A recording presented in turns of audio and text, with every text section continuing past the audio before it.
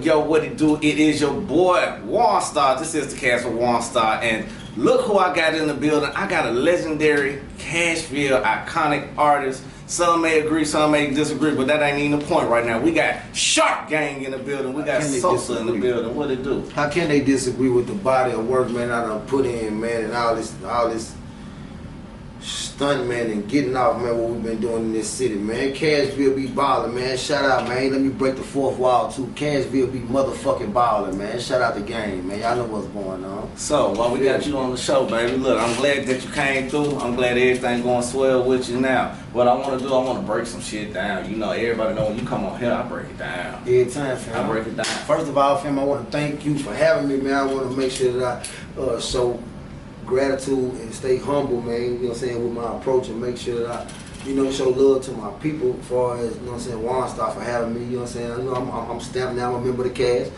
know what I'm saying, and I'm feeling myself a little bit, you know what I'm saying. I'm proud of my little brother, my brother, and I've been knowing him since I was a young adult, and he was a teenager. So, you know what I'm saying, like, you know, some people that's kind of like my family, it's kind of like his family. That's what helped us get an acquaintance even before about the music or the entertainment industry and none of that. I know bro from the streets, from Cashville. So I just wanted to say, first of all, I've been seeing episodes of your podcast, bro. I'm proud of you. You know what I'm saying? I didn't know what the hell was going on for it. I didn't get a DM yet, but I wasn't even tripping on that number, bumping into my homie at work. You know, that number slide through 615. You know what I'm saying, with my brother Diggs and C, man, you know what I'm saying. I knew you was gonna post the camera, we're gonna get straight to work. But love, I wish you nothing but well, man, wishes, man. I wish you nothing but success, man, and I need you to keep me more involved, man, keep me posting on what's going on, man. Shout out to Cash, y'all. Got your peace and blessings. Let's get on into it now. These questions that you know I gotta ask you, I'm gonna ask you a couple of questions now, but you know me, I'm finna get down and dirty, so not for real. This is open. So, first thing I'm finna ask you, and this is for everybody now that's watching the channel. This is the first thing, y'all. Tell us more about the history of you, from how your name came from Lil Feisty to Sosa the Plug. So okay, it's cool. You know what I'm saying, I'm blessed. I'm super blessed, man. You know what I'm saying, to have to be able to say that I had two careers in my life. You know what I'm saying. When I was a young teenager, I was a member of a group called Serving the World Click, man, on the west side, Cashville, man. My big brothers, man, they showed me a whole lot when I was a little kid about just the entertainment business and the streets too, especially the streets of Cashville. And plus, you know, just how to be a man, how to be a father. Yeah. You know what I'm saying? You know what I'm saying? How to be a lieutenant. So one day I could be the right general. So how was Lil Feisty like growing up? Tell us the hardships of what Lil Feisty had to go through. You know, I ain't gonna get too much. I'll be sitting here for 3 days talking about what my hardships. Okay. But at the same time, one of the main reasons I want to get into it, fam, because it's basically cliche. It's what we all go through. Okay. It's what we all done been through. But I will say that, you know, me having a struggle as far as in my life of being from a place but not being born there. I'm from Cashville, that's all I ever knew. But my mama brought me to Cashville when I was like 3 years old. Okay. So this is the only city I ever knew. I got so many family members that I couldn't even call them their names. They were standing in my face, and I love them to death. But my family, my city, you know, what I know and my heritage, my culture, and all I ever had is the streets of Cashville. And it made it a little bit more of a struggle for me coming up, because when all y'all went in the house home, I had to go by myself sometimes. Okay. I only had a couple family members, and I ain't always had a strong relationship with them. So I love them, but you know, sometimes when you have a tumultuous relationship with somebody, you can go to your auntie house. Yeah. You go to your uncle's house. I ain't had that here, man. I had the streets. Every single time was a problem. You started when I was a little bitty baby. Okay. So I ended up running up like 68 charges as a juvenile. You know what I'm saying? Yeah. And then when I hit like 18, you know what I'm saying? I hit like 18, I think 19, I had my first son. You know what I'm saying? I had to start changing my ways and shit. Then I had another son. When he's sitting over there right now, shout out J Bob, man. Shout out, Sean Gang for life. You know what the fuck going on? This shit my DNA, like literally. So you know what I'm saying? These my heirs. You know what I'm saying? But You know what I'm saying? His brother J Ball over there. You know what I'm saying? But I'm saying at the same time, when I started having my children, bro, that shit, it made my struggle turn into a day struggle. I gotta get this bread for them. So I, you know what I'm saying? Like I always had to make sure that I learned how to refocus myself, recalibrate, look out for myself. I ain't have a lot of big dogs. I had a lot of co-conspirators. I had a lot of associates. So what transformed you? What made you transform into Sosa the Plug? Because Lil Feisty, it sounded like the past, and Sosa the Plug sound more of a boss. Like did the energy change? Yeah, or did you like just that. realize and just say, look, I'm the plug. Like you gonna respect me. So tell us more about that, about Sosa. So there's two things, man. When I was a kid, I used to always just try to peep stuff from people that I felt like was colder than me or older than me. Okay. They'll give me the game. So one of my OGs told me one time that he said in business he had failed. Like I was young and I knew my OG was owning stores, but he had bricks and stuff too. He'll shut a store down. He might be a CEO of this or whatever. And I just would talk to him about it. And he told me, man, you gotta know. I always know how to reinvent yourself. And he taught me about what a chameleon is. Mm-hmm. That a chameleon that don't just change. When it think, it just, whatever happened around it, if it gets super cold or if it turns blue, his body changes. You know what I mean? Yeah. So you gotta know how to conform, man. You gotta know how to reinvent yourself. That was already in me, man, when I'm young, and I keep on seeing it. Me being named Feisty was putting me in a situation where I was being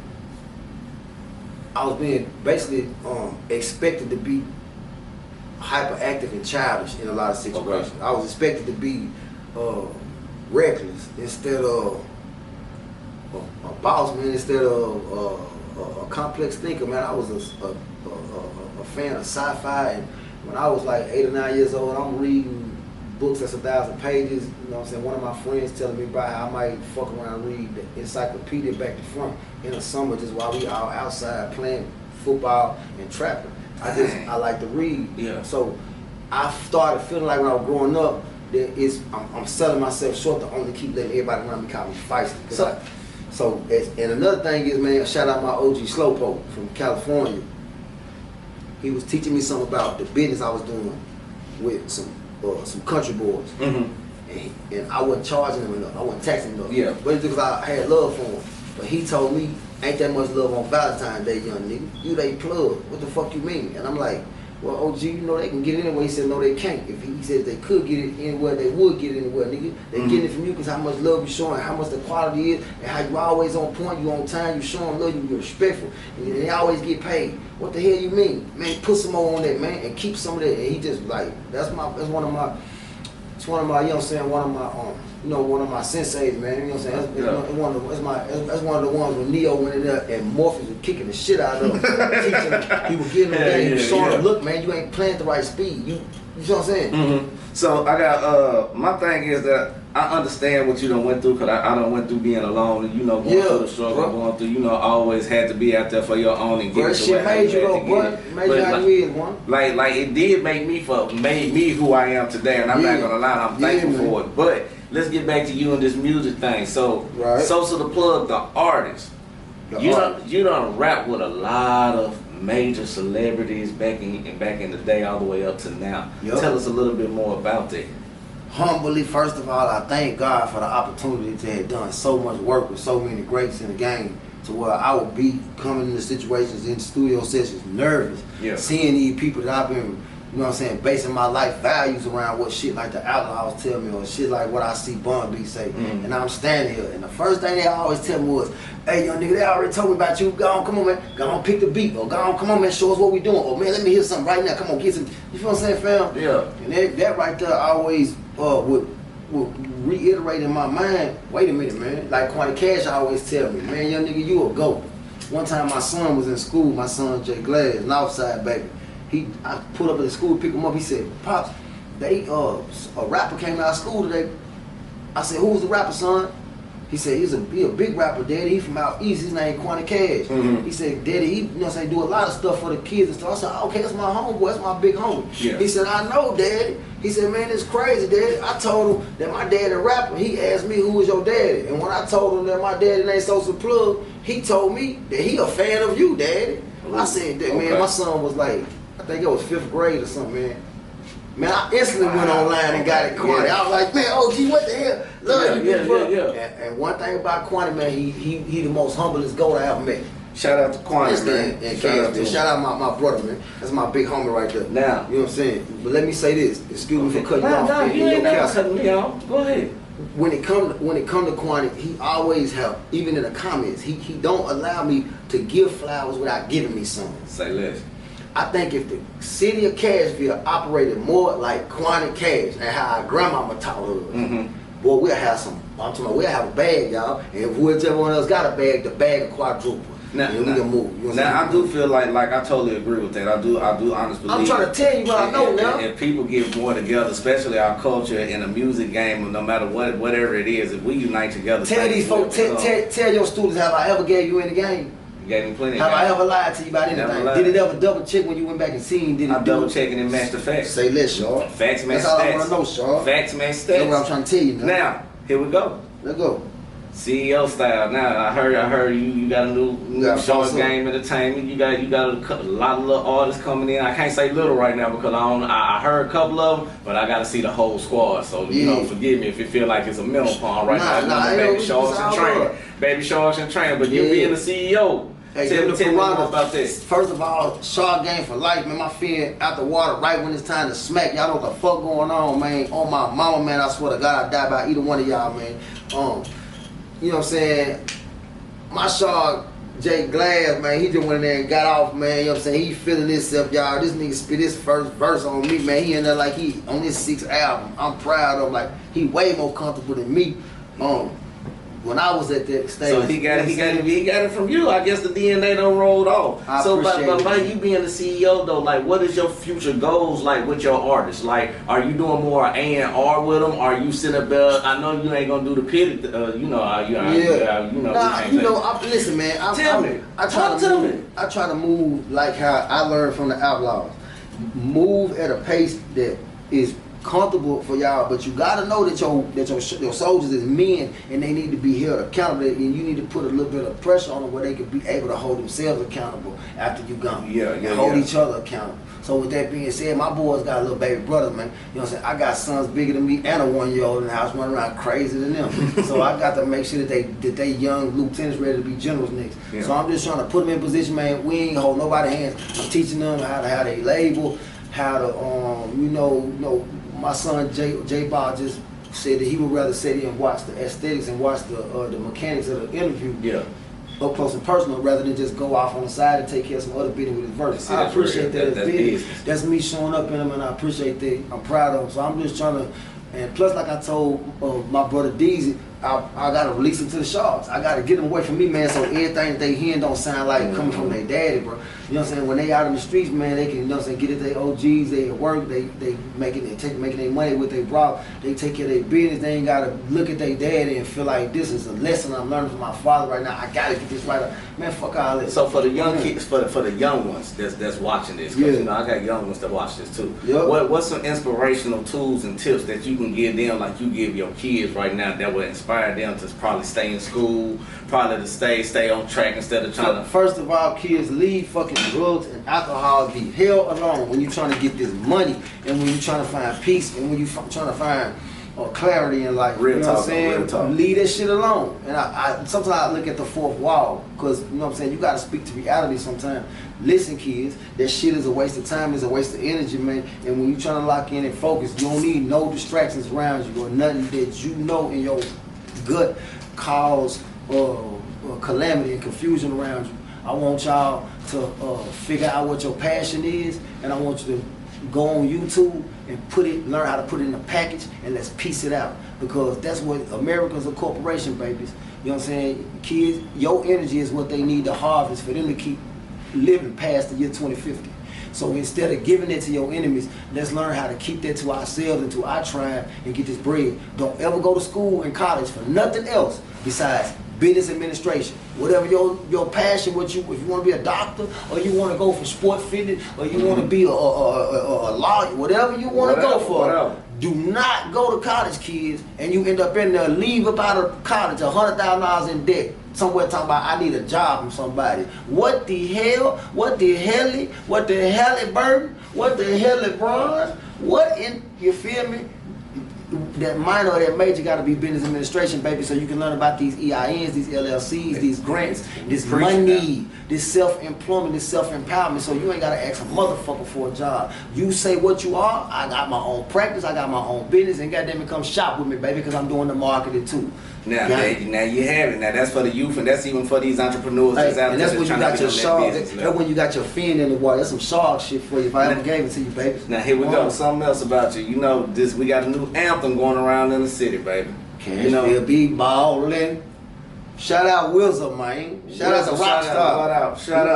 Shout out. Now here we go. The thing about it is, I heard you done put a remix down on it. I had to, man. I had to get on down on it, man, because first of all, it was pressure. It was a little bit of, what I'm saying, not pressure, but a little bit like feedback from the fans. You know what I'm saying? My fans personally was coming in my DM for the last week, and they were saying like, Sosa, I heard like 4 remixes. Is you gonna do it? So it made me start listening to the remixes and getting comfortable. Then I peeped a couple days ago that he on the Homeboy Lackman Records. Lackman done came to my house and sat down and ate dinner, man, discussed business with me, you know what I'm saying, in my dining room, the west side.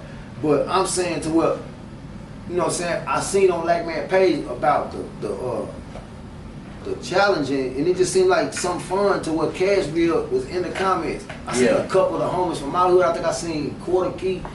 I seen Half a Key. I seen Cashville, at least from the east side. I seen man, I seen some like a little bit of artists from everywhere, man, just saying that they gonna, pitch their hat in the ring. So I'm like, let me give them a little bit of game as far as my perspective on Cashville, how Cashville be balling. And plus, I wanted to make sure, bro, that I bridged the gap from me being a part of the first viral single and the first nationwide single, the first blew up major single that this city ever seen, man. You know what I'm saying? Like a lot of these kids and these youngins and even these young artists, they don't know about Let Me Tell You About My City, Pistol featuring Young Buck and Sosa the Plug.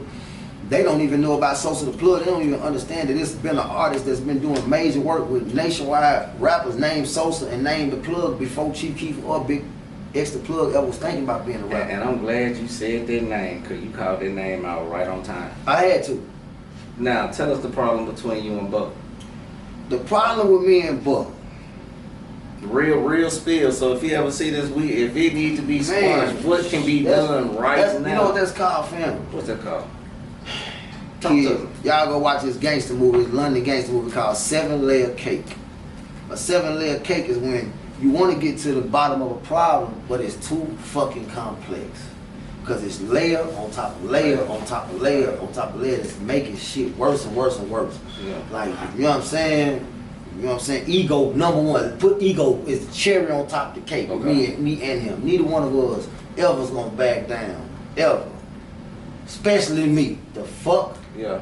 First of all. But I'm saying when it come to dude, when it come to bro, when it come to him, you know what I'm saying? Because Cashville be balling, man. So we trying to even if you got a problem with somebody, now is the time for us at least a truce. I remember I read about the Germans and the Americans on Christmas night. They right there like 30 yards away from each other, fighting each other. But on Christmas, or if the Pope died, something like that, man, they might be right there at the border drinking with each other and call a truce for a night. Peace, man, for a night. Yeah. So I caught a truce with them for a night, you know what I'm saying? It's Cashville be baller time, and we need to show the children, the youngins, the next generation, how to at least be civil. Even if you don't fuck with somebody, at least don't kill them when you see them. So that's what I'm on with him. If I got a problem with him, I let our lawyers handle it, man. We that age. I don't got to shoot at you, homie. I would have done it by now. I got some little what's the name? You know what I'm saying? He do too. Nah, we all in 20. But I'm saying, like, far as the problem with him, like I say, it's a 7-layer cake to where it go deeper than just music that we did, and it's to where a lot of petty backdoor moves that he made. It's a lot of egotistical stuff that I did. Far as once my ego was bruised, I gotta bruise something else. Now, so I got a question. So if y'all had a time to come down and just really sit down a mano to a mano.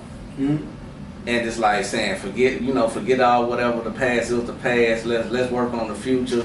Could that be forgivable? No, because I like money. And I lost a lot of money dealing with him. I lost like potentially millions of dollars dealing with him. That's the final layer of the cake, is that he deliberately sabotaged a sweet record deal that I already had stamped and I already read it with 50. And he went into a business meeting, sabotaged it, and then when he came to discuss the business meeting where he had sabotaged me, well, I'm enraged, man. I'm looking at millions fall through my hands like sand in an hourglass, because he just chose to go in a meeting and just lie. You know, it's really like that. I swear to God, bro. I don't lie on another man. I wish he was sitting right here. We can FaceTime or something like that, or y'all can, you know what I'm saying, do a follow with him, and I'll come back. He can bring his goons, I'll bring my goons. And we can sit down peacefully and talk face to face about it. But all I'm saying is, I couldn't sit down and talk with him, bro, because he's not gonna come and bring the bag to me. If you ain't gonna come and bring the bag to me, at least listen. When you do something bad in the mob, you might not even be able to ever cover what you did. But if you ever going back to see the Don, then you do something called an offering. Okay. Just to make sure that it's called a peace offering. And if you in a position to make that peace offering, if you is the one that you know owe it, and you the one that's supposed to be the big bro and make the peace offering, and you don't, then the war gonna get bloody and bloody and bloody. Because you cannot expect the other guy to be the big brother. When you, listen, bro, the tree don't never forget what the axe did. The axe keep going on cutting. Yeah. But the tree that got sliced, it's gonna be forever right there. Think about that. So if that axe don't never try to start repairing shit, well, say less. That's how shit go for him. Here we go. Another deeper question. Let's dig a little bit deeper in this ocean, because I'm finna submerge with you just a little bit. Now, when it comes to piranhas in the Ville, Nah, for real. and KD's, many people think it was a problem. Man, my brother, man's pet ass. Explain to KD, Love to explain death. to the people out here about piranhas in the Ville. First of all, shout out my brother KD's. That's my homeboy. I'm talking about, that's my north side. That's my north side go-to. That's my north side. Shout out to KD's. That's my homeboy, man. Like you know what I'm saying? Like he transcended the level of homeboy. Yeah. You know what I'm saying? As far as I got a lot of homeboys, man. Sosa plug, man.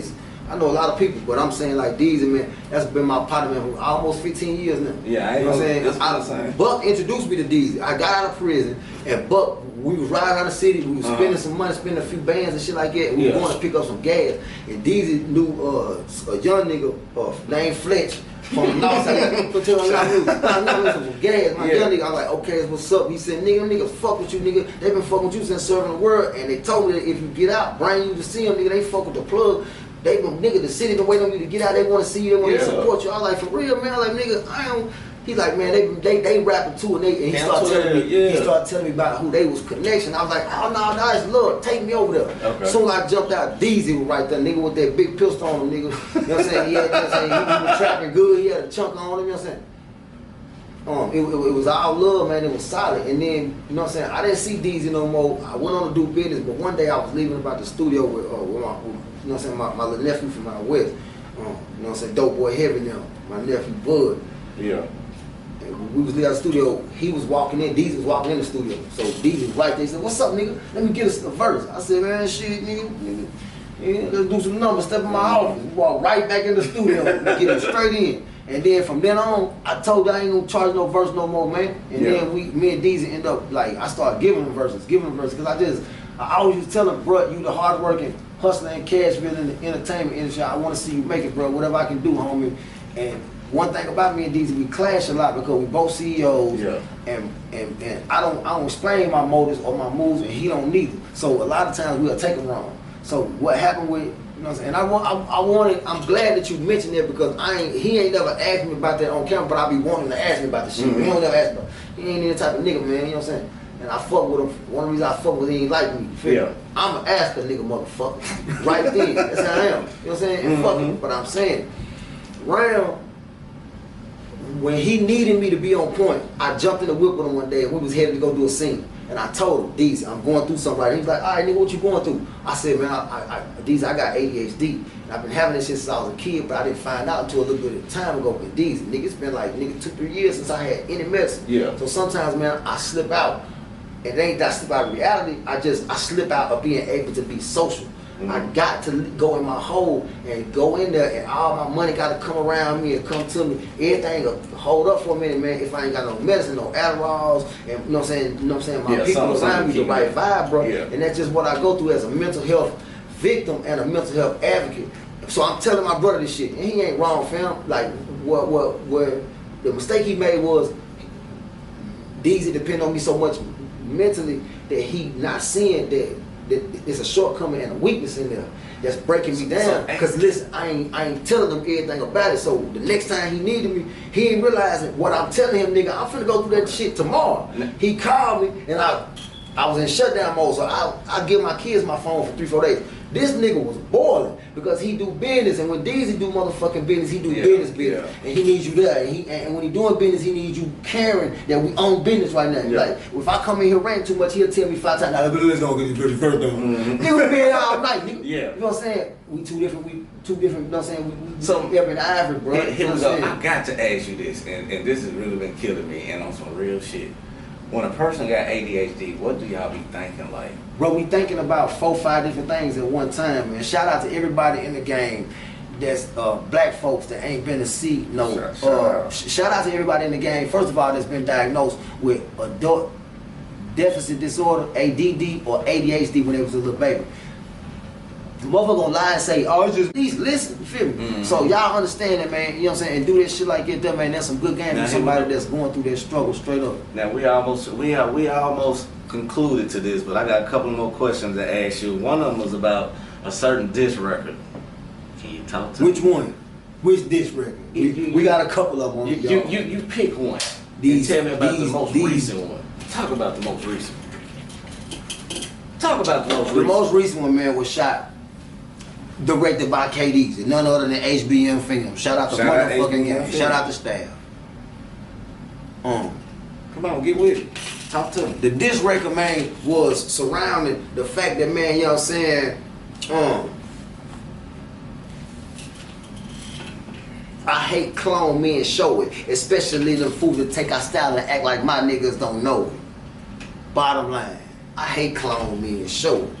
You feel what I'm saying? Yeah. That's what the diss record about. I've been Sosa the plug, literally, since the motherfucking late 1990s, man, since 1999. And the shit is on wax to prove it. And I ain't just been no rooty poot ass, bullshitting ass artist that ain't invested in itself or ain't, you know what I'm saying, took care of business or got spanked up around in the studio or didn't do what he was rapping about.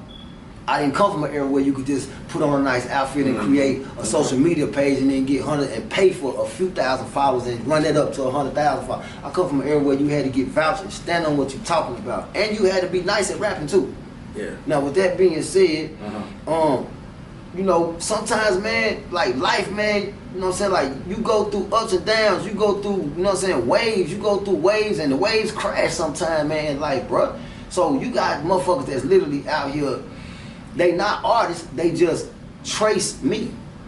They ain't really painting a picture, they just tracing somebody's picture that is creating one. Yeah, so Jay-Z said that back in the day. He said these niggas ain't artists, they don't paint pictures, they just trace me. You know what I'm saying? Like it's a difference in an artist and somebody that's just dope at copying people. Nah. So my name been literally viral since viral was a thing. Now maybe I didn't get $100 million off of it, but I can take you to emails that Soulja Boy and Chief Keef used to send me when I was still with G Unit, and I was featured on projects that's got 4, 5, 6 songs. Yeah. With GOATs in the game and LeBron James and Buckers on the cover, and we the biggest shit on the internet then. Chief Keef was like 14, 13 in his name with Chief Keef, and he was an artist that just left Chicago. He was living on Soulja Boy couch. They was emailing me songs back and forth all the time, man, when I was on G Unit South, and I was the next artist about to blow. That's what I was. What the fuck, bro? I don't gotta brag, I don't gotta lie. Maybe I am bragging, or maybe I'm blowing my own horn, but I damn sure ain't gotta lie about nothing. As far as to these kids, as far as to the industry, as far as to the game, I'm really gonna lie on this dick, man. You know what I'm saying? This shit's stamped. You know what I'm saying? Y'all go look up G Unit Radio 24. Y'all go look up the Cashville Takeover with me and the Outlaws and Buck and Sebo. Y'all go look up Outlaws Nation, where they feature me on the song with Trey the Truth. shit, they just, you know what I'm saying, they just reached out to me. That's on their project. You know what I'm saying? Like, I done been on some major shit, some major tours. You know what I'm saying? Like, bro, I've been doing this shit since literally the 90s, fam. You know what I'm saying? Like, I was, you know what I'm saying? Come on now. We was, before I ever met Buck and G-Unit and them, I mean, before I ever met G-Unit and them, we already was doing major shit with niggas like Lil Kiki the Don from School Up Click, Bun B, the whole Cash Money Click going on 40, 50 city tours with them. We was, Serving the World Click was the ones that, the first rap entity to bring nationwide rap and nationwide beats and stuff like that to Nashville culture. So with that being said, I got a leg to stand on when it comes to saying I'm the first Sosa and the first to plug.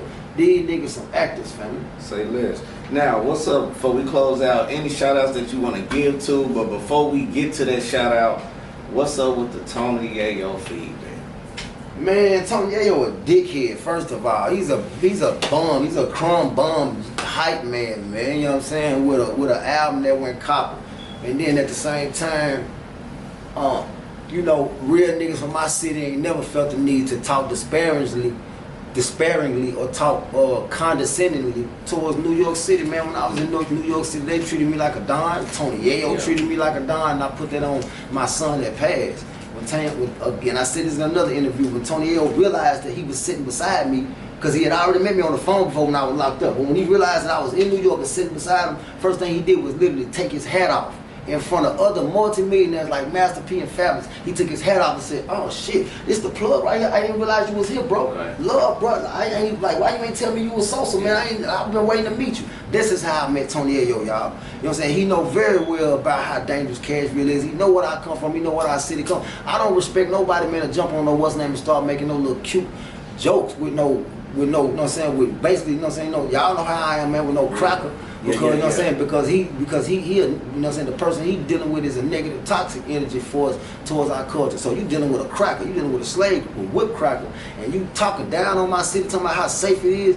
Man, come on, homie. So let me say this, like I said in the other interview, Tony Yayo, go ask your homie Leak, who my homeboy Cutthroat, the reason why I lost my G-Unit deal, because Cutthroat manhandled Leak, took that motherfucking beautiful ass pistol that Leak got from Curtis Jackson, and then you know what I'm saying, the word came down after we made after allegedly somebody made the nigga pay a couple thousand to buy the gun back because he could not show his face back in New York without the gun. So he was nervous and scared trying to get it back. When he finally got the motherfucker back, he was made to purchase it back, and that was considered a slap in the face to the mob because of who owned the gun and how it got took from him if nigga felt disrespected. So that's why they really kicked me out of G. That was the final straw. And I was telling the niggas like, bro, I thought that nigga was out south with Buck. He was just a nigga I seen that was out of line. He shouldn't have made the wrong move. The fuck, nigga, I ain't even no way for, you feel me? So you know what I'm saying, like at the end of the day, Yayo, them niggas on the phone screaming,